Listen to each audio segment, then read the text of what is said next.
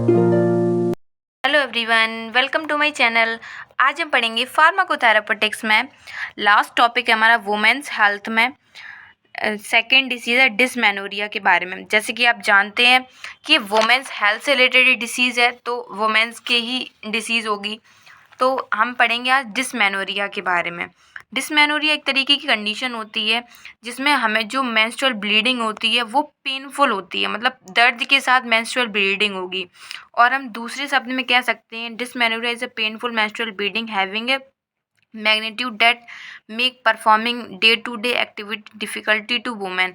और डिसमेनोरिया को हम दूसरी भाषा में भी ये कह सकते हैं कि एक तरीके की मैग्नीट्यूड है जो हमारी बॉडी में डे टू डे परफॉर्म होती है एक्टिविटी, और वुमेन्स को बहुत ही ज़्यादा डिफ़िकल्टी होती है मेंस्ट्रुअल ब्लीडिंग में। ये प्राइमरी डिसमेनोरिया के बारे में बात कर लेते हैं। ए condition of recurring menstrual cramp.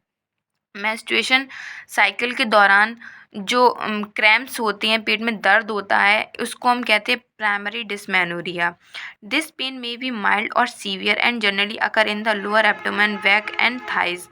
और इसमें प्राइमरी डिसमेनोरिया में क्या होता है, पेन होता है वो बहुत ज़्यादा भी हो सकता है, मामूली सा भी हो सकता है, लेकिन ये ज़्यादातर हमारे लोअर एब्डोमेन में होता है और बैक में होगा, थाइज में होगा, यहाँ पे पेन होता है। इटियोपैथोजेनेसिस क्यों होता है? इंक्रीज्ड कंसंट्रेशन ऑफ प्रोस्टाग्लैंडिन, हमारे ब्लड में प्रोस्टाग्लैंडिन बहुत ज़्यादा बनने लगते हैं और एक्सरसाइज नहीं करते इस वजह से। यूट्रस माल पोजीशन, और जो यूट्रस है उसकी जो पोजीशन है वो थोड़ी चेंज होती रहती है, इसकी वजह से मतलब कॉन्ट्रैक्शन रिलैक्शन होता है उस यूट्रस में, इसकी वजह से ये डिसमेनोरिया होती है। अब इसकी पैथोजेनेसिस देख लेते हैं। हमारी बॉडी में प्रोजेस्टेरॉन हार्मोन सिक्रीट होता है, सिंथेसिस भी होती है, रिलीज़ भी होती है। जब सिंथेसिस और रिलीज़ हो जाता है प्रोजेस्टेरॉन हार्मोन हमारी फीमेल बॉडी में, तो दो चीज़ें होती हैं। फर्स्ट एंडोथेलियम और ल्यूकोट्राइन्स। जो ये हमारी एंडोथेलियल लेयर होती है, एंडोथेलियल लेयर के ऊपर ल्यूकोट्राइन्स बनने लगते हैं। ल्यूकोट्राइन्स क्या होती हैं? इन्फ्लेमेटरी एजेंट होते हैं जो हमारी मायोमेट्रियल कॉन्ट्रैक्शन को इंक्रीज़ कर देते हैं। यूट्रस की जो मेम्ब्रेन होती है उसको मायोमेट्रियल कॉन्ट्रैक्शन, मतलब मेम्ब्रेन होती है उसमें कॉन्ट्रैक्शन बढ़ जाता है ल्यूकोट्राइन्स के रिलीज़ होने से। जब कॉन्ट्रैक्शन बढ़ जाएगा तो पेन होगा बहुत ज़्यादा, ठीक है, पेन होगा फिर उसकी वजह से। और फिर इधर दो दो होते हैं, जब प्रोजेस्टेरॉन रिलीज़ होता है तो दो चीज़ें होती हैं, ल्यूकोट्राइन्स रिलीज, इधर क्या होता है, रिड्यूस्ड ब्लड फ्लो, जो ब्लड फ्लो है वो कम हो जाता है और मायोमेट्रियल एंजाइना कॉज हो जाता है। मायोमेट्रियल एंजाइना का मतलब होता है कि जो हमारा ब्लड फ्लो हो रहा है वो कम धीमी गति से फ्लो होता है, तो इसकी वजह से भी पेन होता है। तो ये दोनों कंडीशन देख ली, इन दोनों कंडीशन की वजह से लास्ट में हुआ क्या, हमें पेन ही हुआ। तो आप देखते हैं क्लिनिकल मैनिफेस्टेशन क्या क्या सिम्टम्स होती हैं जब प्राइमरी डिसमेनोरिया होता है। तो women's feel pain a few hours to the onset of menstruation as along with it.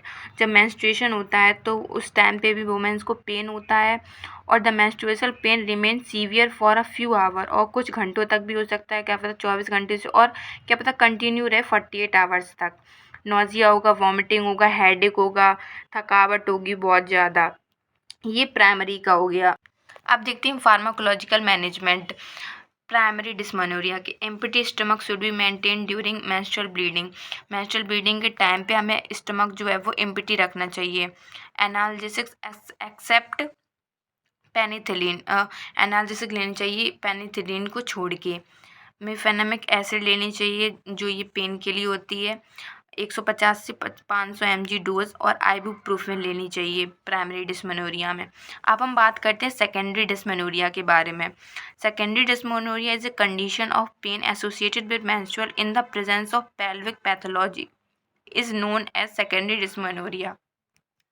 Pelvic pathology का मतलब होता है कि पेल्विक रीजन में कोई डिसीज़ होना और मेंस्ट्रुएशन के टाइम पे पेन होना, दोनों में सेम ही है कि मेंस्ट्रुएशन के टाइम पे पेन होगा, लेकिन इसमें लिखा है कि पेल्विक पैथोलॉजी, मतलब हमारी जो पेल्विक रीजन है, जो लोअर पार्ट है, उसमें अगर कोई प्रॉब्लम है, उससे अगर पेन हो रहा है, तो उस कंडीशन को हम कहते हैं सेकेंडरी डिस्मेनोरिया। एटियोपैथोजेनेसिस देख लें किस कारण से होता है, पेल्विक इन्फेक्शन या फिर हमारे पेल्विक रीजन में इन्फेक्शन है, यूट्रस एंड पेल्विक कॉन्जेक्शन, जो यूट्रस और पेल्विक कॉन्जेक्शन हो रहा है इस वजह से। The mechanism of pain in secondary dysmenorrhea is due to pelvic congestion in the premenstrual period. Premenstrual period के टाइम पे हमारे जो पेल्विक है उसमें बहुत ज़्यादा कंजेशन हो जाना है, मतलब सिकुड़ना एक तरीके से।